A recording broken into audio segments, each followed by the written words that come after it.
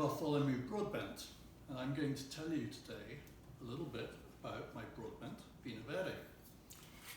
I've already had one glass for lunch, but I'm going to pour another one to talk to you about it. First thing you'll notice when you pour the Vinho Verde is that it has a little bit of a spritz to it, which is incredibly refreshing. And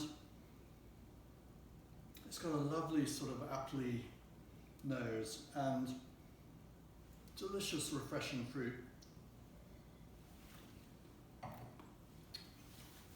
It is really the ideal summer wine, although you can drink it all year round, and people do, but it is perfect for the summer. So what is Vinho Verde exactly? Well, Vinho Verde is a wine, and it's also a region. It's a rather large region of Portugal.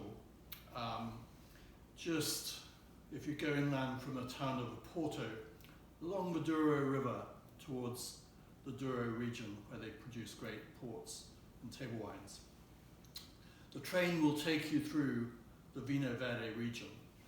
The Vinho Verde region produces a fairly wide array of wines.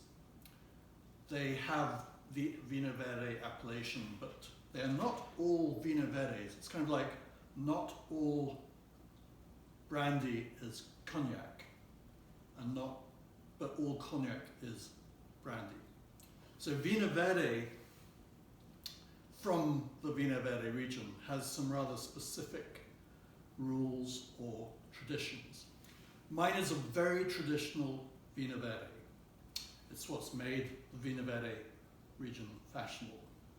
For a start, it has to be under 11% alcohol. In fact, mine is only 9% alcohol.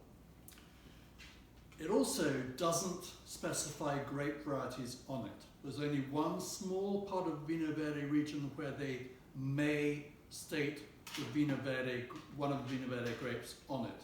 But in general, Vinho Verdes do not state the grapes on it.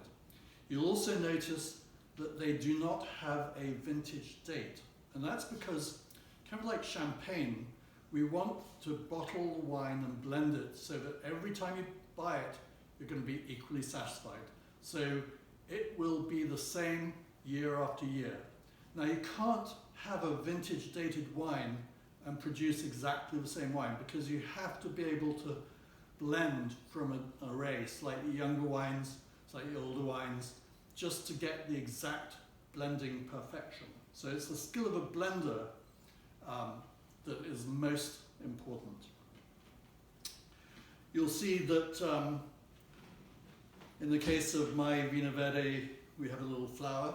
I'm very proud of that. It's a flower that was painted by my niece, Alice Arbuthnot, in England. She painted it when she was 4, and it was a Christmas card. It was sitting on my fridge for a few years before we decided to use it. When we were going through label designers, we were looking at all these really boring designs, and I pointed at my fridge and said, "This is a simple, fun wine. It's not serious. What we need is something like that." And I pointed to the picture, and we used it, and it's been a phenomenal success. Of course, now Alice is 21, and she's saying, "Hey, where's my..." Well, she'll get the wine supplied to her wedding, and hopefully that will do that. Vinho Verde is a very versatile wine. It's beautiful just sitting on a patio, sitting in the garden on a summer day.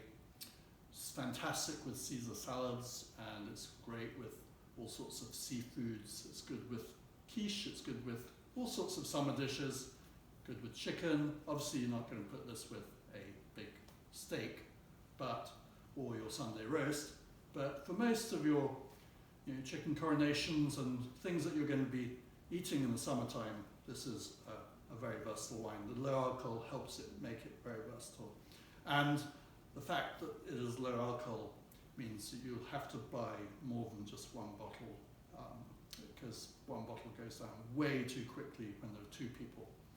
So keep case on hand is what I would suggest.